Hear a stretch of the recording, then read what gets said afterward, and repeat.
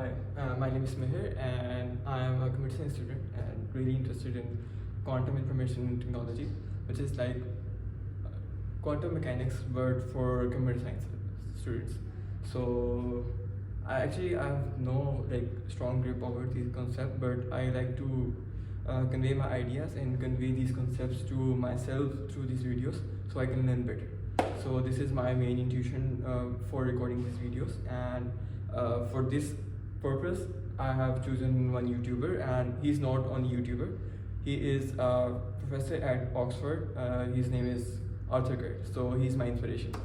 So, and one of the books written by an Indian, which are also associated with Oxford, are my like major motivation for doing this. So I will be using that book as a course book, or you can say as a lecture intuition book. And another thing is my laptop, where I will be watching some videos and using ChatGPT to get stronger ideas about the concepts and deliver them in my videos. So let's start. Today our first lecture is about quantum information, and one thing I want to mention is that I'll be recording the lectures in chunks. So if we have one idea or one core concept, we will be discussing that in one video. It may be around 5 minutes or 7 minutes, and then we will have another video covering up the next concept, which will be like connected with the previous one. So first we will be starting with probability amplitudes, and the concept is very easy. So in classical computing, we have an idea that if you want to compute probability of a point from this position, and then we have two probabilities of computing that point, and it moves from this position to this position. So what we do is we add those probabilities, like we have probability P1 and probability P2 to move to an event E, which is here, and this is our starting point. So what we will do here is we will add their probabilities. So the end probability here, P, will be P1 plus P2. And for the same intuition, if you want to compute the event E here, and you have two probabilities which are not related with each other, and they are solely different events, and this is our starting point, this is P1 and this is P2. What we do here in the classical phenomena and the classical settings is that we multiply them. Okay, so if you don't get the ideas in more stronger way, this is not something I want to convey in a very difficult way, because I am a student myself. So I want that I convey the idea in the most simple way, so you can actually understand the core concept and core working behind these difficult jargon concepts, which people actually make hectic pronouns, but they are not that difficult. So if you have an event E and you want to compute that event, and you have two ways to compute that event, P1 and P2, and both leads to the same event. So this will be the addition part. We will add those probabilities and we will get to the event wherever it is. And if those events are like different parts and they are different events, you actually, what you do is you multiply them. So we have probability P here and probability P here for different type of events. But what if you do this in quantum settings? So quantum mechanics says that if you have two events, P1 and P2, they are not actually probabilities. They are not probabilities before we convert them into probabilities using Bourne's law. But before that, they are probability amplitudes. So for this, we actually use this diagram again. So what if we have probability amplitude alpha 1 and alpha 2, and both of them leads to the same event?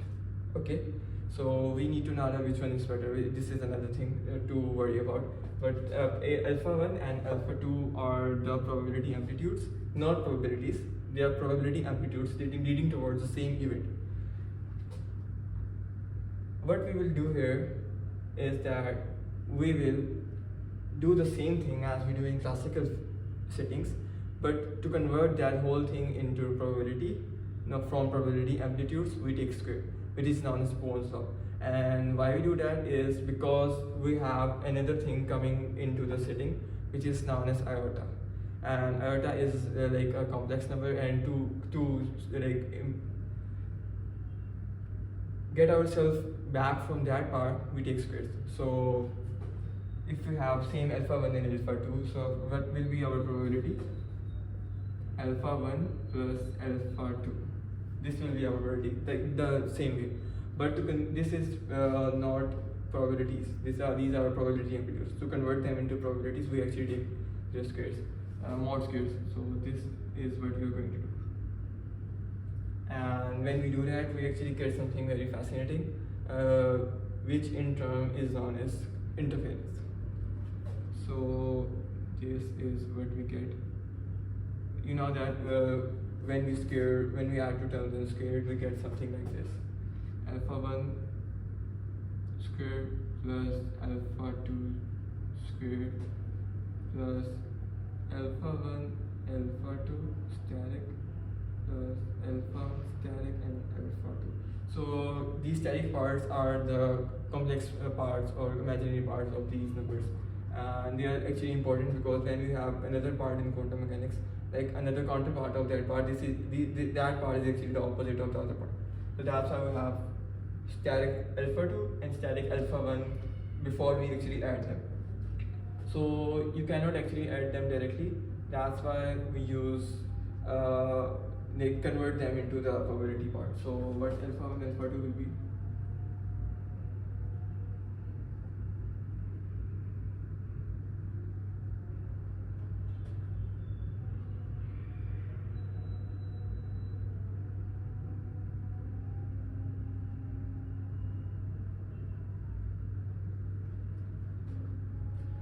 Okay, so this is alpha 1 and alpha multiplied by alpha 2 static, and this is alpha 1 static and alpha 2.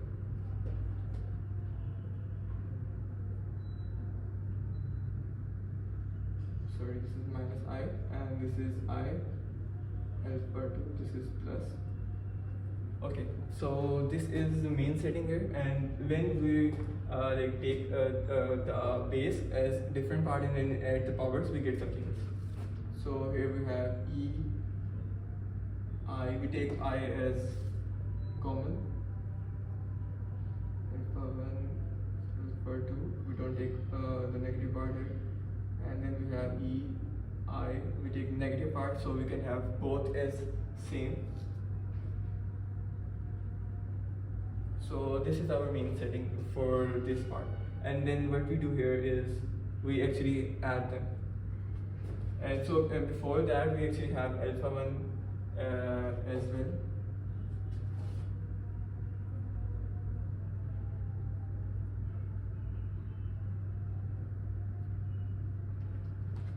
Let me confirm that.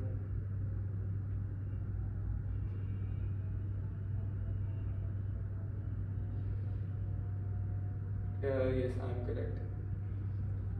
We will be having alpha 1 and alpha 2 as well for these parts. So, but this will be converted into alpha 1, alpha 2, E, I, theta 1 minus theta 2, and then we have alpha 1, alpha 2, E, I, theta 1 minus theta 2. So this will be alpha 1 square plus alpha 2 square plus 2 alpha 1 alpha 2, and then what we will be doing here is that we will convert this into like a radian form, theta form, which is like probably using the Euler formula. So what we will be having here is cos theta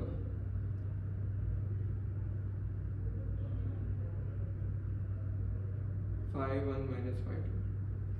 I think this is the main setting, yes. Sorry. Okay, so the intuitive part here is this after this derivation. Why I did this derivation is like if you go onto the internet, you cannot find like detailed derivation in most of the videos because they actually consider that you actually know them. But to get the main idea, you actually have to know the main maths behind it, that how this is converted into this part, because most of the students don't know that why this part came in. This actually came in because of Euler's formula, and why we have it here is because we actually want to compute things in you can, in simple words, you can say you want to compute them in, like, not in rational, like not in simple maths way. You want to compute them into complex way. So that's why we have angles here. These angles actually define how this thing is going to be based on probability 1 or probability 2. So if the difference between alpha 1 minus alpha 2 is like less than 0, like it's less than 0, then we say that probability 1 is more than probability 2. And then if we have alpha 1 minus alpha 2 is greater than 0, then we say that probability 2 is dominant here in this term. So this was the main concept, and this concept is mostly related to interference patterns. So interference actually defines the probability amplitudes of different events, and based on these events we actually define that is this going to be a probability 1 or is this going to be probability 2. And in simple classical settings we have only probabilities, but now in quantum settings we have probabilities, okay, as well as we have a different way to define and to define that whether it's going to be based on event 1, whether it's going to be based on event 2. So we have interference patterns here, which actually defines that this event is going to be based on negative part or positive part, based on the both events, how they are either they are negative or either they are positive. So these are interference patterns which you can only see in quantum settings, not in simple settings. So this was main idea about probability amplitudes. I did maths, but I'm really bad at doing maths and stuff. But I think I'm actually doing pretty well at defining things in general. So in short, you can say like this is the main summary. If you want to go from this event to this start to this event, you have in classical settings you have two events, two probabilities. So to move from this part to this part, what you actually do is you actually add their probabilities and you get your answer. But in quantum settings, you actually have the interference part, which actually defines or decides which part is actually going to be more heavier than the other. So this is what it is. It actually multiplies it by 2, so you have more dominance over the addition part. I'm going really deep into maths, so you can actually get the main settings, because I feel a lot same way, because when I was watching YouTube videos, it was like very difficult to understand simple concepts, because simple concepts in intuition are actually more important than actually going into the deeper concepts. Honestly, like in Pakistan, in our education system, they don't really tell you about what iota is and what complex numbers are, which are really important and defines your main concept, your core concepts behind doing such stuff. So they are all related to phase shifts, phase angles, which are actually defined by phi and amplitude probabilities. So amplitude, then we have in quantum setting we have probability amplitudes. So what are probability amplitudes? They are like waves of probabilities. We actually don't know where the main probability is. So to define the main probability, we actually see the difference between both of their phase angles. So we have θ1 and θ2. They will be actually the core parts defining the concept, defining the end result behind. Either it's going to be based on event is going to be based on this probability or this probability. So that's it from the main part, probability amplitudes. And this video will be named probability amplitudes, and we used Bourne's rule here.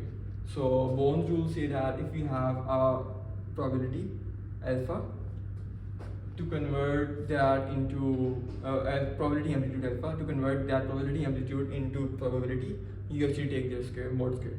So what we did here is that we take square, that's it. But when you have 2, you just add them. If you have 3, you add 3 of them and get your result. That's it.